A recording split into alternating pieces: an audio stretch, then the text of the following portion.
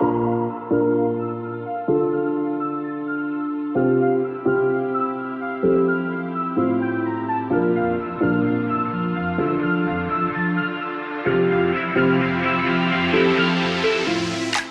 cette année, on a commencé à identifier quelques formations qui pourraient permettre à des athlètes de continuer à avoir une histoire avec l'école, de continuer à bénéficier du savoir-faire qu'on peut mettre en place dans l'accompagnement des sportifs de haut niveau. On s'est conventionné avec l'UNSHN, l'Union nationale des sportifs de haut niveau, qui propose un diplôme universitaire Bac+2.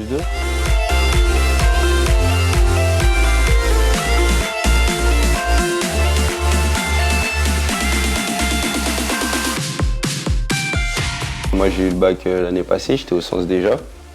Et déjà après le bac j'avais déjà l'idée de vouloir continuer les études. Je partais plus vers la filière finance, etc., etc.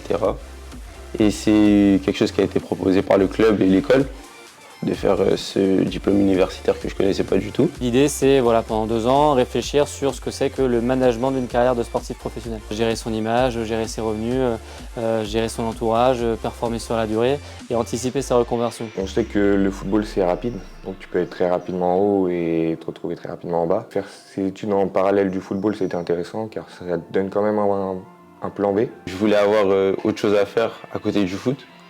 Parce que le foot j'aime beaucoup mais parfois j'ai envie de faire autre chose et je trouvais qu'il y avait beaucoup de temps.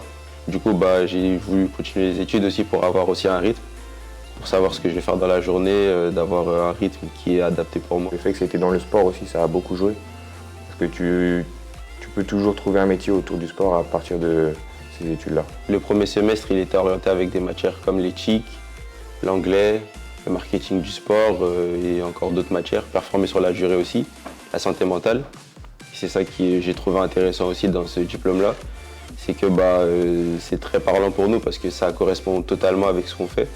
Et du coup, et ça nous aide aussi à mieux comprendre plein d'autres environnements sur lesquels on ne va pas forcément se poser de questions. Pendant 2 ans, c'est 2 heures de cours par jour sur 5 jours. C'est un format distanciel. Petite promotion, 5, 6, 7 jeunes maximum. J'ai vu que c'était aménagé, que ça pouvait correspondre à ce que je voulais, en termes de timing, etc. Et du coup, j'ai foncé. Et vraiment, ça me plaît beaucoup. Nous, le sens, on apporte un petit peu ce que le distanciel ne propose pas. Une salle pour étudier, un équipement numérique si jamais il y a besoin, notamment une licence 365 qui permet d'avoir des outils de communication avec le référent post-bac tel qu'on est en train de construire ce poste-là. Et le fait que ce soit sur 2 ans aussi, c'était bien. Parce que c'est ni trop court, ni trop long. On a 2 visios, souvent 2 après-midi de visio programmés dans la semaine. Généralement, c'est le mardi ou le mercredi après-midi, voire les deux. Toutes les visios sont enregistrées, donc si on en loupe une, on a la possibilité de la regarder plus tard. Et les profs sont aussi très, très disponibles pour nous. Si on leur envoie un message pour leur demander de nous expliquer quelque chose qu'on n'a pas compris, nous répondre très rapidement. Il manquait ce côté cadrage, évaluation sur table, conditions d'examen, préparation correcte du diplôme. Et donc nous, on a réussi à trouver un mix entre les deux.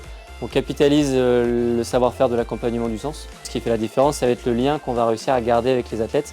Le fait de ne pas se sentir isolé, le fait de se sentir écouté, le fait de se sentir écouté, mais aussi de pouvoir poser ses questions. Ça nous garde un lien en dehors du football. On n'est pas que dans le football, que tout seul chez soi. On voit d'autres personnes. Donc là, nous, on a estimé que c'était une des formations pertinentes par rapport à leur profil, pertinente vis-à-vis de leurs contraintes d'athlètes et pertinente vis-à-vis de la continuité d'études qu'elle permet, vu qu'un Bac+2 permet une continuité en licence, Bac+3 puis en master. C'était une formation pertinente pour continuer à les accompagner tout en jouant et en jonglant avec leurs contraintes de sportifs de haut niveau.